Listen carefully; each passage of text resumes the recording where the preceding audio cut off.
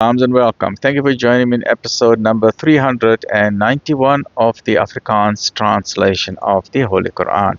Ons is besig nou met die Heilige Koran by Imam M.A. Baker. Auzubillahi minash shaitani rajim. Bismillahirrahmanirrahim. In die naam van Allah, die barmhartige, die genadige. Episode 391, hoofstuk nummer 33, die bondgenote, Surah 33, Surah Al-Ahzab. Afdeling 6, die profeet se huwelike. O julle gelowiges, dink dikwels aan Allah en verheerlik hom soggens en saans. Dit is hy wat seënige na julle stuur en ook sy engele doen dit, sodat hy julle van die duisternis na die lig mag bring. En hy is altyd genadevol teenoor die gelowiges. Hulle groet op die dag wanneer hulle hom sal ontmoet, sal wees vrede. En hy het 'n eervolle beloning vir hulle voorberei. O profeet, ons het u waarlik as 'n getuie en 'n draer van blye tydinge en as 'n waarskuwer gestuur en as 'n roeper tot Allah deur sy gebod en as 'n liggewende son. En gee aan die gelowiges die blye tyding dat hulle groot genade van Allah sal ontvang en gehoorsaam nie die ongelowiges en die huigelaars nie en slaan geen ag op hulle geterg nie en stel u vertroue in Allah. En Allah is toereikend en beskermer.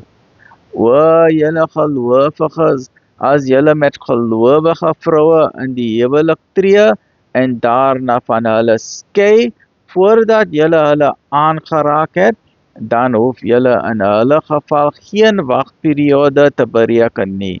Skenk hulle daarom 'n gawe en stel hulle op grootmoedige wyse vry.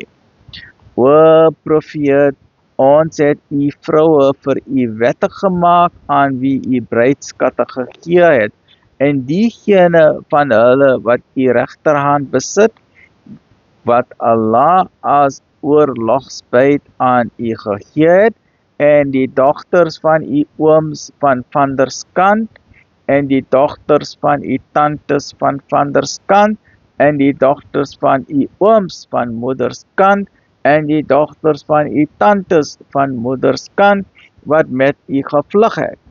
En 'n gelowige vrou, indien sy haarself aan die profeet toevertrou, as die profeet begeer om met haar te trou. Dit is slegs vir u en nie vir die gelowiges nie.